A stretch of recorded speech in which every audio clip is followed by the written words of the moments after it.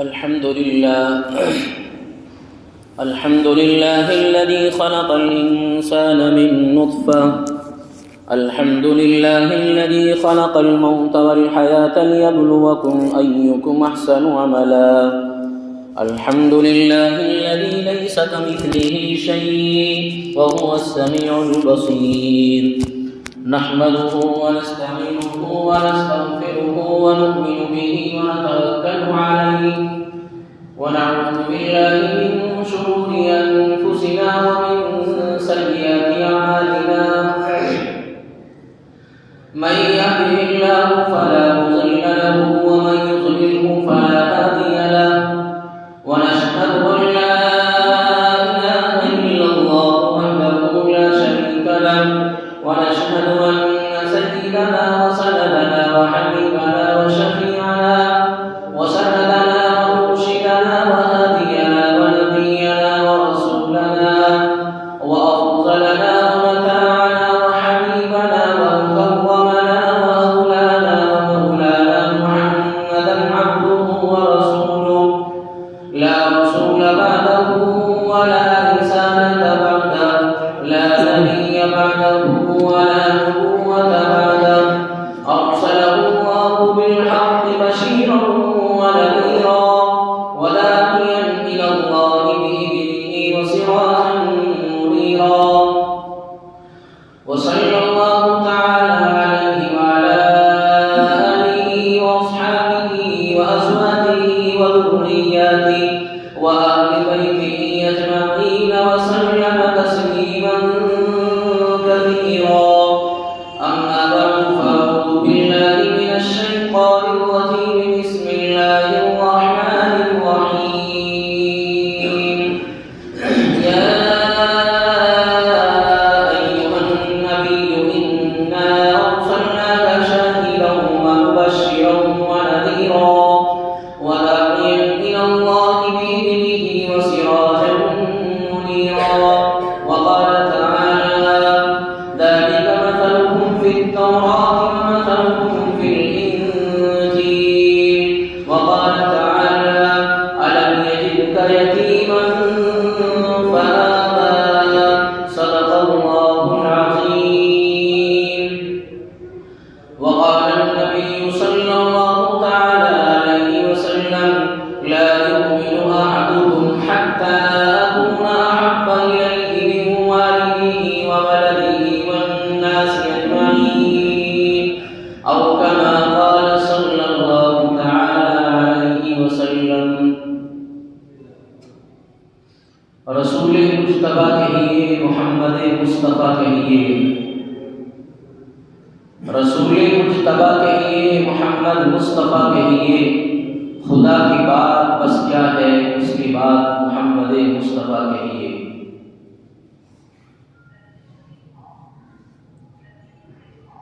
دنیا میں جب محمد کا نام آتا ہے تو دنیا سراپا گوش ہو جاتی ہے. جب نام ان کا آئے تو مرحبا صلی علی کہیے. نور محمد کا نور ہدایت کا چشمہ ہے. نام محمد ہدایت کا چشمہ ہے اور محمد کا جب نام آئے تو صلی علی کہیے صلی اللہ تعالی علیہ وسلم. عزیزان گرامی قدر، کئی دنوں سے سیرت طیبہ کے عنوان پر گفتگو ہو رہی ہے اور جناب رسول اللہ صلی اللہ تعالی علیہ وسلم کی ولادت سے بات کا آغاز کیا تھا. ولادت کے موقع پر معجزات کا جو اللہ تبارک و تعالیٰ کی جانب سے ظہور ہوا، ان معجزات کا ذکر کیا گیا. اس کے بعد جناب رسول اللہ صلی اللہ تعالی علیہ وسلم کی جو رضاعت کا زمانہ ہے، یعنی دودھ پینے کا زمانہ، چند دن حضرت آمنہ جو آپ علیہ السلام کی والدہ محترمہ ہوتی ہے، انہوں نے 7 دن نبی پاک صلی اللہ تعالی علیہ وسلم کو دودھ پلایا. اس کے بعد اللہ کے نبی علیہ السلام کو حضرت طیبہ نے دودھ پلایا 7 دن. دستور کے مطابق مدینہ اور طائف کے ارد گرد سے آنے والی وہ خاتون حلیمہ سعدیہ اللہ کے نبی علیہ السلام کو لے کر گئی۔ دستور عرب یہی تھا کہ گاؤں کی آب و ہوا لگنے کے بعد جسم میں توانائی آ جائے، اور گاؤں کی ہوا آب و حیات بڑی اچھی ہوتی ہے، اس وجہ سے گاؤں میں پرورش بچوں کی کیا کرتے تھے۔ تو مدینے کے آس پاس سے ارد سے عورتیں آتی اور مکے میں آنے کے بعد رؤسا کے بچوں کو لے کر چلی جاتی۔ ہوا یوں ہی کہ جناب رسول اللہ صلی اللہ علیہ وسلم کے پیدائش کے بعد آمنہ کے دودھ پلانے اور طیبہ کے دودھ پلانے کے بعد جب طائف کے آس پاس سے عورتیں آئیں تو سب نے چھوڑ دیا کہ بچہ یتیم ہے، ہمیں کچھ نہیں مل سکتا۔ لیکن ایک ایسی خاتون جس کی گود کا انتخاب عرش الہی سے ہو چکا تھا، جس نے دنیا کے اسباب پر نظر نہیں رکھی، اللہ تبارک و تعالیٰ کی ذات پر نظر رکھی اور اسباب کو ایک طرف رکھ دیا، اور آپ علیہ السلام ننھے اور منھے چھوٹے سے معصوم بچے کو اپنے گود میں لیا، اپنے شوہر سے کہا کہ یہ معصوم بچہ ہے۔ مکے کی سرزمین سے تمام رؤسا کے بچے جا چکے ہیں، تنہا ایک ہی بچہ ہے۔ تو باپ نے بصد احترام بخوشی قبول کیا اور کہا کہ یہ بچہ بڑی برکتوں والا معلوم ہوتا ہے۔ لے کر چلی گئی، رات میں قیام مکے میں ہی ایک جگہ پر پڑاؤ ڈالے ہوئے تھی ہوا، تو وہیں سے برکات کا ظہور ہونے لگا۔ صبح ہوئی تو باپ نے قسم کھا کر یہ کہا، حلیمہ سعدیہ کے شوہر نے یوں کہا کہ واقعیتاً یہ بچہ بڑی برکتوں والا ہے، آج رات سے جب سے ہمارے پاس سے آیا ہے تو اس کی برکتوں کا ظہور ہونے لگا ہے۔ صبح رخصت ہونے لگے، دادا عبد المطلب کو بلایا، عبد المطلب نے رخصت کرتے ہوئے بھیج دیا۔ اپنے گاؤں دیہات میں پہنچے، راستے کے وہ سارے حالات اور واقعات جو گزشتہ ہفتے میں نے آپ حضرات کے سامنے ذکر کیے، گاؤں میں پہنچے تو ایک عجیب بحران مچ گیا۔ حلیمہ کے گھر میں برکتوں کا ظہور ہونے لگا۔ وہ بکریاں جن کے تھن دور سے سوکھے ہوئے تھے اور تنگ زمانی کا اور تنگ دستی کا اور قحط سالی کا زمانہ تھا، جناب رسول اللہ صلی اللہ تعالیٰ علیہ وسلم کے آنے کے بعد اس پورے گاؤں کا ماحول بدل گیا اور حلیمہ کے گھر میں برکتوں کا ظہور ہوا۔ ساتھ ساتھ پورے گاؤں میں برکتوں کا ظہور ہونے لگا۔ حلیمہ اور حلیمہ کا پورا گھرانہ دودھ سے سیراب ہو جاتا۔ حلیمہ پڑوس کے برتن لا کر اور بکریوں کے دودھ کے تھنے رکھتے تو وہ بھی سارے برتن بھر جاتے۔ اب چار جانب پورے گاؤں میں کوہرام مچا کہ حلیمہ کے گھر کوئی معصوم بچہ آیا ہے۔ حلیمہ یہ کہتی ہے کہ میں ایک زمانے سے بچوں کی پرورش کرتی آئی ہوں، لیکن آج تک حلیمہ کی آنکھوں نے ایسا بچہ نہیں دیکھا۔ یہ اتنا نرالا اور اتنا پیارا اور معصوم سا بچہ ہے کہ جس دن سے ہمارے گھر میں آیا ہے برکتوں کا ٹھکانہ نہیں ہے۔ ایسی ایسی برکتیں ظاہر ہوتی ہیں جو ہمارے تصور سے بالا تر ہے، ہم نے کبھی سوچا بھی نہیں تھا۔ وہ حلیمہ کی بٹیا جس کا نام شیمہ لکھا گیا، آپ علیہ السلام کی بہن بنی، بڑی محبت کا اظہار کرتی، اپنے ساتھ کھلاتی۔ یہ معصوم بچے ہیں جناب رسول اللہ صلی اللہ علیہ وسلم۔ نہ شیمہ کو علم تھا اور نہ حلیمہ جانتی تھی، نہ حلیمہ کا گھر والا جانتا تھا یہ آگے چل کر کائنات کا سردار بنے گا، یہ امام الانبیاء تاجدار مدینہ بنے گا۔ ایک معصوم بچہ اور ننھے منھے بچے کی پرورش کر رہی ہے۔ شیمہ کہتی ہے میرے ساتھ بھیج دیجیے، بکریاں لے کر جاتی ہوں، بکریاں زیادہ ہے اور شیمہ کمزور پڑ جاتی ہے، سہارے کے لیے بھیج دیجیے۔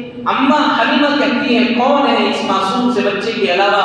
شیمہ ان کی برکات کو دیکھ چکی تھی، کہا میں اسی محمد کو لے جانا چاہتی ہوں۔ لے کر گئی تو جنگل کے حالات شیمہ خود بیان کرتی ہے کہ چار جانب سے لوگ آتے، راستے بھر بھر کر لوگ آتے اور جتنے مسافر آتے وہ شیمہ سے کچھ معلوم نہ کرتے، محمد پر نظر ڈالتے اور محمد کے دیوانے ہو جاتے۔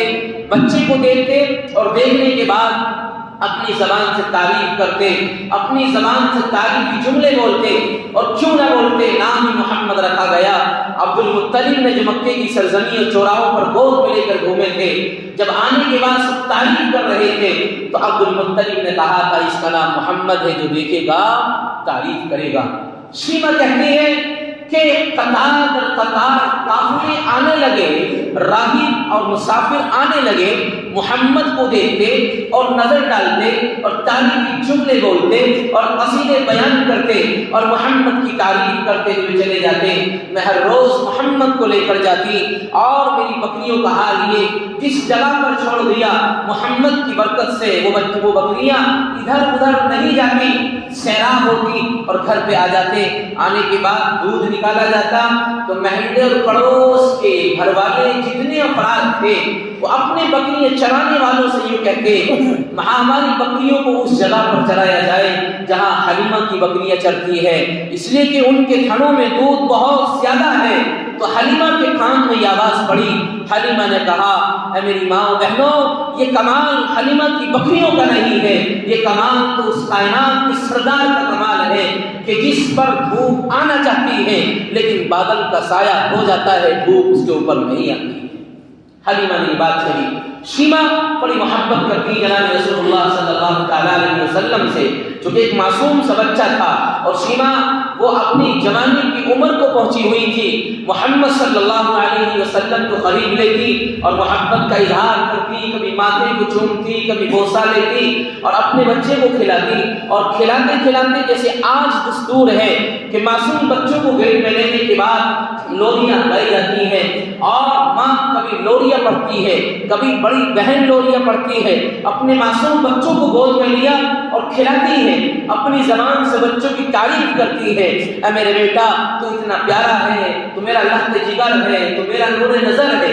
یہ ہم اور آپ اپنی آنکھوں سے دیکھتے ہیں، معصوم بچوں کو گود میں لیا اور اس کو کھلانا شروع کر دیا، تعریفی جملے پڑھے جا رہے ہیں، ایک وہ لوریاں اور ایک وہ لوری اور وہ تعریفی جملہ جو شیما نے جناب رسول اللہ صلی اللہ تعالیٰ علیہ وسلم کی شان میں پڑھا تھا، اور آپ علیہ السلام کی شان میں قصیدے پڑھے شیما گود میں لیتی اور محمد کو ذرا گھماتی اور پھراتی اور ان کو کھلاتی اور اپنی زبان سے الفاظ نکالتی۔ شیما نے جو الفاظ کہے علماء نے اس الفاظ کو اپنی کتابوں میں محفوظ کیا اور برکت کی وجہ سے محفوظ کیا کہ شیما کی جان پر قربان، کہ شیما نے معصوم بچے جناب رسول اللہ صلی اللہ علیہ وسلم کی شان میں قصیدے پڑھے اور تعریفی جملے پڑھے۔ ربنا اغفر لنا محمد، شیما کہتی ہے معصوم بچے کو گود میں لینے کے بعد محمد کو جو ننھے اور مننے پیارے سے بچے ہیں، اور اپنی زبان سے یہ الفاظ استعمال کرتی ہے، ربنا اغفر لنا محمد، ربنا اغفر لنا محمد، ربنا اغفر لنا محمد۔ اے محمد میرا دل یہ چاہتا ہے کہ تیرا نام ساری دنیا میں گھومنے لگے، اے محمد میرا دل کا خیال ہے کہ ساری دنیا میں تیرا چرچا ہونے لگے، اے محمد تو میرا معصوم سو پیارا سا بھائی چھوٹا ننھا اور منا ہے، میرے دل کی خواہش ہے، میرے دل کا تصور ہے کہ دنیا والے جو تجھے دیکھیں اے محمد تیرے نام کی تعریف کریں اور تیرا نام ساری دنیا میں روشن ہو جائے۔ ربنا اغفر لنا محمد، اے محمد تو آخر تک اس روئے زمین پر قائم رہے اور مکے کی سرزمین کے افراد تیری تعریف کرنے لگے۔ یہ لوریاں پڑھتی ہیں شیما رضی اللہ تعالیٰ عنہ اللہ کے نبی علیہ السلام کی شان میں، اور یہ کہتی ہیں محمد تیرا نام ساری دنیا میں روشن ہو جائے، تیرا نام ساری دنیا میں روشن ہو جائے، تیرا چرچا پوری دنیا میں ہونے لگے۔ سائنس آج یہ کہتا ہے کہ 24 گھنٹے میں کوئی لمحہ اور کوئی لحظہ ایسا نہیں گزرتا ہے اس روئے زمین پر کہ جس لحظے میں اور جس ایک گھڑی میں جناب رسول اللہ محمد صلی اللہ علیہ وسلم کا نام نہ لیا جاتا ہے۔ یہ شیما کا قصیدہ تھا اور شیما کی لوری تھی جو آپ علیہ السلام کی شان میں پڑھا، اور کیوں نہ وہ قرآن گواہی دیتا ہے أَلَمْ نَشْرَحْ لَكَ صَدْرَكَ وَوَضَعْنَا عَنكَ وِزْرَكَ الَّذِي أَنقَضَ ظَهْرَكَ وَرَفَعْنَا لَكَ ذِكْرَكَ۔ اے محمد تیرا نام کا تذکرہ پوری دنیا میں ہوگا، اے محمد ہم نے تجھے بلندی عطا کری۔ محمد اگرچہ تجھے یتیم پیدا کیا گیا لیکن تجھے دنیا کا والی بنا دیا گیا، کائنات کا سردار بنا دیا گیا۔ قرآن کہتا ہے وَرَفَعْنَا لَكَ ذِكْرَكَ، اے محمد تیرے نام کا تذکرہ پوری دنیا میں ہوگا۔ آج سائنس تصدیق کرتا ہے کہ ساری دنیا میں کوئی زمین کا حصہ ایسا باقی نہیں رہتا کہ جس پر آپ علیہ السلام کا نام لیا نہ جاتا ہو۔ لہذا اوقات کی تبدیلیاں، ہندوستان کا وقت الگ اور ملک پڑوس کا وقت الگ، اور ساری دنیا کے اوقات پر نظر ڈالیے، کہیں کا وقت کچھ ہے اور کہیں کا وقت کچھ ہے۔ لہذا آج ہندوستان میں زور کی اذان پڑھی گئی تو اس کے 1 منٹ کے بعد ساری دنیا میں کوئی جگہ ایسی ہوگی جہاں اذان پڑھی جائے گی، اس کے بعد کوئی اور جگہ ایسی ہوگی جو اذان پڑھی جائے گی۔ ساری دنیا کی تحقیق کیجئے اور کوئی زمین پر لمحہ باقی نہیں رہتا جہاں محمد کا تذکرہ نہ آتا ہو۔ اللہ اکبر، اللہ اکبر، اشہد ان لا الہ الا اللہ، اشہد ان محمد رسول اللہ۔ آج سائنس کہتا ہے کہ 24 گھنٹے میں کوئی وقت ایسا نہیں بچتا کہ جس میں محمد کا نام نہ لیا جاتا ہو۔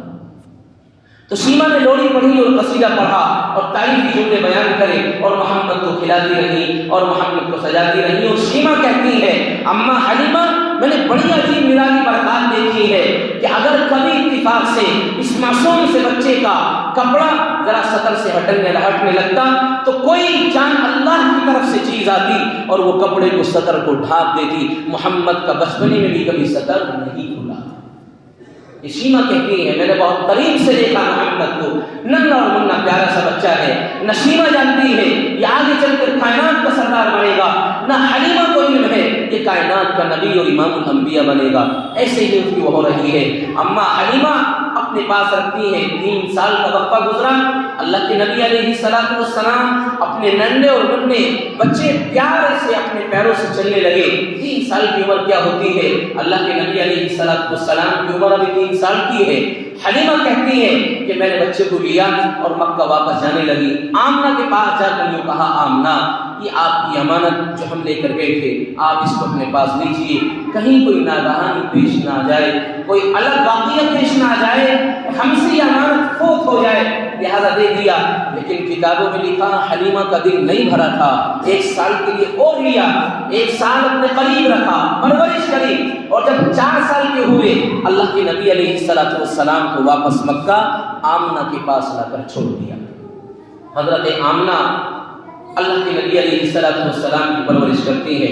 عمر 6 سال کی پہنچی اللہ کے نبی علیہ السلام کی تو دادا عبد المطلب کی دنیا سے رخصت ہو گئے۔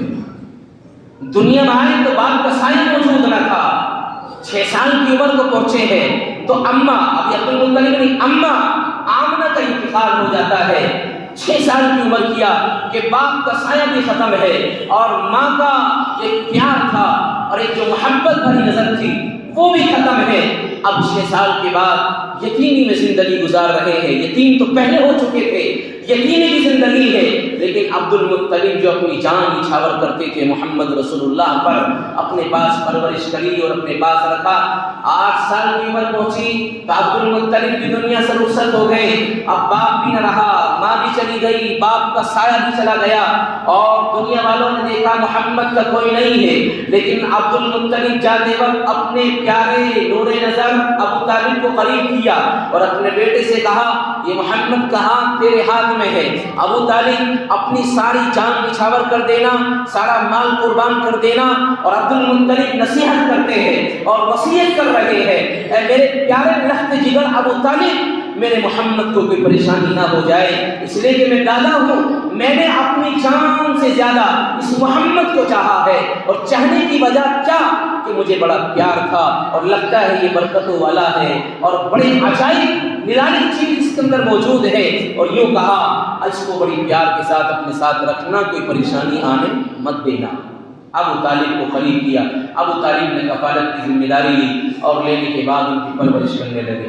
12 سال کی عمر جناب رسول اللہ صلی اللہ علیہ وسلم کی پہنچی تو ابو طالب کو بڑا پیار تھا اور بڑی محبت تھی، اور اللہ کے نبی علیہ السلام سے اتنا عشق تھا ابو طالب کو کہ اگر کوئی تکلیف دینا چاہتا محمد رسول اللہ کو تو ابو طالب ساری چیزیں قربان کر دیتے محمد کے لیے اور اپنے قریب کرتے۔ ابو طالب یوں کہتے ہیں کہ میں نے بچپنے میں بھی محمد کے اندر کوئی کمی نہیں دیکھی. جیسے معصوم بچے کھیلنے میں وقت گزارتے ہیں اور گلیوں میں وقت گزارتے ہیں، محمد بچپنے میں بھی کھیلنا اور کودنا پسند نہیں تھا، اپنی تنہائی میں وقت گزارتے. دسترخوان ابو طالب لگا دیا کرتے تھے، سب آتے کھانا کھانے کے لیے. محمد اس وقت تک کھانا کھانے کے لیے دسترخوان پر نہیں آتے جب تک محمد کو نہ بلایا جاتا. تو یہ سارے اسباب اللہ کے نبی علیہ الصلوۃ والسلام کے کہ ولادت بھی نرالی اور دودھ پینے کا زمانہ بھی نرالا اور بچپن بھی مثالی اور لڑکپن بھی مثالی. اللہ کے نبی علیہ الصلوۃ والسلام کا ذکر خیر عبادت ہے. اللہ کے نبی علیہ الصلوۃ والتسلیم کی عمر جب 12 سال کی پہنچی تو ابو طالب محمد رسول اللہ کو اپنے ساتھ لے جانے لگے. ابو طالب چونکہ تجارت کیا کرتے تھے اور مکے سے مال کھجور گندم وغیرہ لے جایا کرتے تھے ملک شام میں اور وہاں جا کر فروخت کیا کرتے تھے. ابو طالب نے سوچا محمد تمہارے پاس کون رہے گا، تم تنہا ہو، میرے ساتھ چلیے. 12 سال کی عمر ہے اللہ کے نبی علیہ الصلوۃ والسلام کی. ابو طالب نے سفر کی تیاری کی اور ملک شام چلنے کا ارادہ کیا.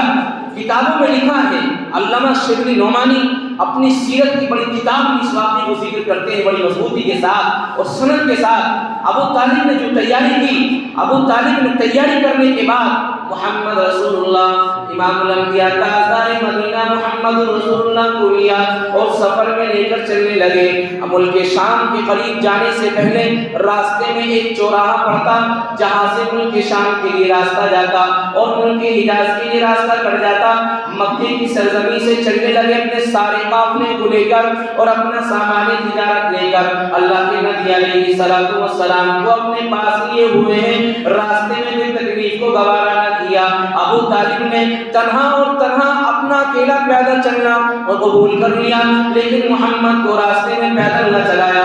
ابو طالب نے نکیل پکڑ کر اونٹ کی اور محمد کو کمر پہ بٹھانے کے بعد لے کر چلنے لگے اور یوں کہا محمد میرے ابا جان عبد المطلب نے مجھے یہ وصیت کری کہ محمد کو کوئی پریشانی نہ ہو جائے، لہذا باپ کی وصیت میرے نزدیک قابل قبول. اے محمد یہ ابو طالب پیدل چلے گا لیکن آپ کو پیدل نہیں چلائے گا. اونٹ پر سوار کیا اور چلنے لگے. اس جگہ پر پہنچے جہاں ملک شام اور ملک حجاز کے لیے راستہ جاتا. اس وقت مسافروں کا دستور تھا کہ اس جگہ پر پڑاؤ ڈالتے تھے اور رات کا قیام کرنے کے بعد اگلے دن صبح سویرے آگے کی جانب ملک شام روانہ ہوا کرتے تھے. تو ابو طالب نے بھی یہی کیا، اپنے سارے قافلے والوں کو کہا لہذا اس جگہ پر پڑاؤ ڈالیے. یہ ایک سبیل بنی ہوئی ہے، مسافر خانہ ہے، گویا کہ یہاں رکنا ہے اور محمد کو اپنے قریب کرنا ہے. اور سارے قافلے والوں کو وصیت کری کہ رات کا قیام کے بعد صبح ہم ملک شام چلیں گے، اس جگہ پر قیام کر لیتے ہیں.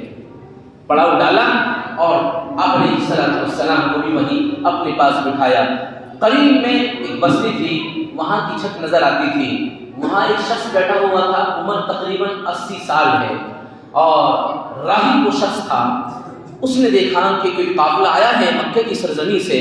آنے کے بعد جیسی اس کی نظر پڑی محمد رسول اللہ پر، ابھی 12 سال کے معصوم سے بچے ہیں، وہ اپنا 80 سال کی عمر ہونے کے باوجود وہاں سے آیا کرنے کے بعد اور قافلے والوں پر نظر ڈالی اور نظر ڈالنے کے بعد محمد کی جانب دیکھا، سر سے پیر تک محمد کو دیکھا. دیکھنے کے بعد واپس چلا گیا. اب جب وہاں پہنچا ہے تو قافلے والوں میں کھلبلی مچ گئی. ابو طالب چونکہ اب سے پہلے بھی سفر کر چکے تھے، آج تک یہ شخص نہیں آیا ہے اور آج 80 سال کی عمر کے باوجود ہمارے قافلے کے پاس کیوں آیا ہے، اس کی وجہ سمجھ میں نہیں آتی ہے. ابو طالب سوچنے پر مجبور ہوئے آخر آج کیا وجہ ہے کہ یہ اتنی عمر کے باوجود ہمارے قافلے کے پاس آیا ہے. تو اس شخص کے پاس پہنچے اور سوال کیا کوئی نئی بات ہمارے قافلے میں دیکھی، آج آپ یہاں چلے آئے ہیں. تو وہ راہب یوں کہتا ہے کہ کچھ نہیں ہے، آپ واپس اپنے پڑاؤ میں چلے جائیے. ابو طالب اپنے قافلے کو واپس لے کر آئے. اب وہ شخص دوبارہ اس قافلے کے پاس آتا ہے اور ابو طالب کے پاس آنے کے بعد یوں سوال کرتے ہیں اے ابو طالب یہ معصوم سا بچہ جو آپ کے ساتھ سفر میں، اس کا نام نامی ذکر کر دیجئے اور اس کا نسب نامہ بتا دیجئے، مجھے اس کی پہچان کرائیے. 80 سال کا یہ شخص اور تورات کو جاننے والا، زبور کو جاننے والا اور انجیل کا حافظ، یہ ساری آسمانی کتابوں کا حافظ اور ساری آسمانی کتاب اس کے سینے میں محفوظ ہے. محمد کا نسب نامہ معلوم کرتا ہے اور محمد کی کیفیت اور محمد کے حالات پر روشنی ڈلوانا چاہتا ہے. ابو طالب سے یوں کہا اے معصوم بچہ جو آپ کے ساتھ ہے مجھے بتائیے اس کا نام اور اس کا نسب نامہ ذکر کر دیجئے۔ ابو طالب نے کہا یہ میرا بچہ ہے، تو وہ شخص فوراً کہنے لگا ہرگز نہیں، ہرگز نہیں، یہ آپ کا بچہ نہیں ہو سکتا۔ ابو طالب حیران ہوئے اور یوں کہنے لگے آخر کیا وجہ؟ آپ کو کس نے بتایا کہ اگر میں یوں کہتا ہوں یہ میرا بیٹا اور میں اس کا باپ ہوں آپ ماننے کے لیے تیار نہیں؟ آخر وجہ کیا ہے؟ اس شخص نے کہا نہیں، آپ اس کے باپ نہیں ہو سکتے اور آپ مجھے بتا دیجئے، جلدی بتائیے، پھر آپ کے لیے میں آگے کا سامان تیار کرتا ہوں۔ یہ شخص کہنے لگا چلیے پتہ بعد میں پوچھیں گے، آج شام میرے گھر پر چلے آنا اور آپ کی میں دعوت کرتا ہوں۔ آج آپ مسافر ہیں اور میرے گھر کے مہمان رہیں گے، میں آپ کا میزبان رہوں گا، شام کے کھانے کی دعوت میرے دسترخوان پر ہوگی۔ یہ 80 سال کا بوڑھا یہ بات کہہ کر چلا گیا کہ شام میں کھانا میرے گھر پر کھانا ہے۔ شام آئی تو ابو طالب نے سارے قافلے والوں کو لیا اور محمد کو یوں کہا آپ سامان کی حفاظت کے لیے بیٹھ جائیے، آپ معصوم بچے راستے میں کوئی تکلیف نہ دے دیں، سامان کی حفاظت کے لیے آپ یہیں رک جائیے۔ ہم اس راہب کے گھر جاتے ہیں اور کھانا کھا کر فوراً واپس چلے آ جاتے ہیں۔ ابو طالب کا سارا قافلہ جب وہ 80 سال کے بوڑھے کے گھر پہ پہنچا، دسترخوان بچھا ہوا اور کھانا لگا ہوا تھا، اس 80 سال کے بوڑھے نے دیکھنے کے بعد سارے قافلے پر نظر ڈالی، ابو طالب کو دیکھا اور سارے قافلے والوں کو دیکھا اور یوں کہا کہ وہ معصوم بچہ کہاں ہے جس کی بنیاد پر یہ دعوت کی گئی؟ تو کہا وہ تو معصوم بچہ ہے، چھوٹا ہے، اس کو چھوڑ آئے تاکہ سامان کے قریب بھی کوئی رہ جائے، سامان ادھر ادھر نہ چلا جائے۔ تو یوں کہا اس راہب نے کہ دعوت آپ کی نہیں ہے، دعوت تو اس معصوم سے بچے کی ہے، آپ تو اس کا صدقہ کھانے آئے ہو، یعنی آپ اس کے طفیل میں آئے ہو، دعوت مجھے مطالب آپ کی نہیں کرنی، دعوت اس معصوم بچے کی کرنی ہے، آپ کو تو اس لیے بلایا گیا، آپ کے ساتھ آپ قافلے والے ہو اور آپ اس کے ساتھ میں ہو۔ تو ابو طالب نے کہا یہ بات سمجھ میں نہیں آتی، آپ آخر وجہ کیا ہے بتائیے؟ اور کہا کہ جاؤ پہلے اس معصوم بچے کو لے کر آؤ۔ ابو طالب نے بھیجا اور معصوم بچے کو لے کر آئے اور لانے کے بعد جب اللہ کے نبی علیہ السلام ابھی 12 سال کی عمر میں ہے، یہ پہلا معجزہ ہے 12 سال کی عمر میں جو ملک شام کی سرزمین سے پہلے راستے میں یہ عجیب واقعہ پیش آیا۔ اس شخص نے محمد رسول اللہ کو اپنے قریب بٹھایا اور دسترخوان بچھانے کے بعد کھانا کھلایا اور کھانا کھانے سے پہلے یوں کہا اے لوگوں ابھی تم رک جاؤ، اپنے ہاتھ کھانے کی طرف مت بڑھانا، کھانا اور لقمہ اپنے منہ میں مت ڈالنا، پہلے اس معصوم بچے کی تعریف اور اس معصوم بچے کا نام نامی میں ذکر کر دیتا ہوں۔ تو ابو طالب حیران ہوئے اور یوں کہا اس 80 سال کے بوڑھے نے کہ میں نے تورات پڑھی، میں نے زبور پڑھی اور میں نے انجیل پڑھی، آخری نبی امام الانبیاء تاجدار مدینہ جو سارے نبیوں کا سردار ہوگا، جو ساری کائنات کا ولی ہوگا، جو جنات اور انسان کا ولی ہوگا، شجر حجر کا نبی ہوگا اور ساری روئے زمین کا نبی ہوگا اور آسمان اور درخت اور حجر ساری دنیا کی ساری کائنات کا نبی ہوگا۔